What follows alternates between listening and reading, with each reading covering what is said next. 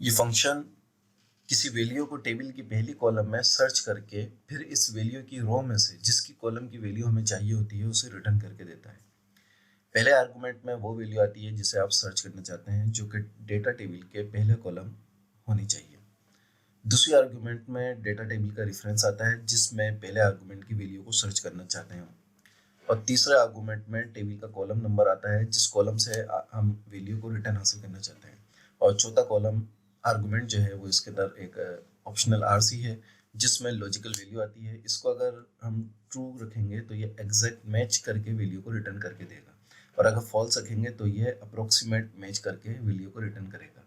अगर इसको ब्लैंक रखेंगे तो ये ट्रू होता है, और जब ट्रू होगा तो टेबल का पहला कॉलम एस्केंडिंग ऑर्डर में सॉर्ट होना चाहिए। इसके बाद ये फंक्शन आर्गुमेंट की वैल्यूज के मुताबिक वैल्यू को रिटर्न करके देगा। अब इसकी हम कुछ मिसालें देखते हैं जिससे इस फंक्शन को समझने में हमें बहुत आसानी होगी।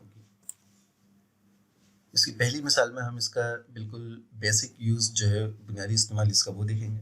ये हमारे पास एक टेबल है और इस टेबल में यहाँ पे फ्रूट है और यहाँ पे उनकी ये सेल है, Sunday, Monday, Tuesday, Wednesday, Thursday को कितनी सेल हुई है। ठीक है, तो यहाँ पे अब हम मंडे का हमें जो है वो इसका रेट चाहिए कि पीच का जो फ्रूट है उसका मंडे का रेट क्या है, मंडे को कितनी सेल हुई। तो यहाँ पे अब हम सबसे पहले B11 जो हम इसको सर्च करना चाहते हैं, ठीक है, ये B11 हमारे पास यहाँ पे आ रहा है जो इसमें पीच लिखा हुआ है। B3 से G8 तक हमने उस पूरे टेबल को दिया जिस टेबल के अंदर हमें सर्च करना है, यानी पीच हम सर्च करना चाहते हैं उस पूरे टेबल के अंदर। तो हमने पीच जो उसको सर्च करना है उसको हमने लुकअप वैल्यू में रखा B11 first argument. Second argument में हमने उस टेबल को दिया जिस टेबल में से इसको सर्च करना है। उसके बाद हम मंडे की जो वैल्यू है वो रिटर्न लेना चाहते हैं, तो वो हमारा यहाँ पे तीसरा कॉलम है 1 2 3। तो तीसरा यहाँ पे हमने 3 जो है वो टाइप करा कॉलम इंडेक्स नंबर में, और इसको अब हम इंटर करते हैं तो ये देखिए इसने पीच की वैल्यू, पीच मंडे वाले दिन 166 वैल्यू है इसकी। ठीक है, इसी तरह अगर हम यहाँ पे कोई और वैल्यू चेंज करते हैं, बनाना में करता हूँ तो बनाना 200 रुपीज़। अब हम इसकी दूसरी मिसाल देखते हैं। तो यहाँ पे हमारे पास ये ऑर्डर आईडीज हैं और ये प्रोडक्ट आइटम है, उसकी प्राइस है, क्वांटिटी है, टोटल है। तो यहाँ पे अब हम ऑर्डर नंबर 784 का यूनिट प्राइस मालूम करना चाहते हैं। तो यहाँ पे हमने सबसे पहले L11 में इस लुकअप वैल्यू को लिया, 784 को हम सर्च करना चाहते हैं और जिस टेबल में से सर्च करना चाहते हैं उस टेबल को यहाँ पे सिलेक्ट कर लिया।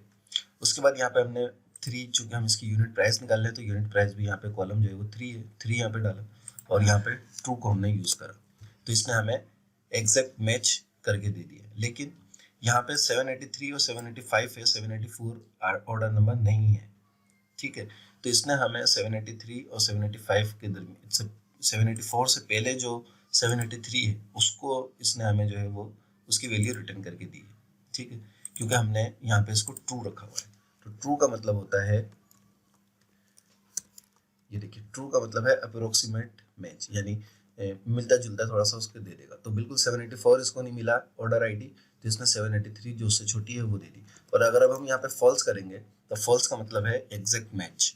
फॉल्स पे हम इसको लेते हैं तो ये देखिए इसने हमें एक एरर शो कर दिया कि 784 इस लिस्ट के अंदर नहीं है।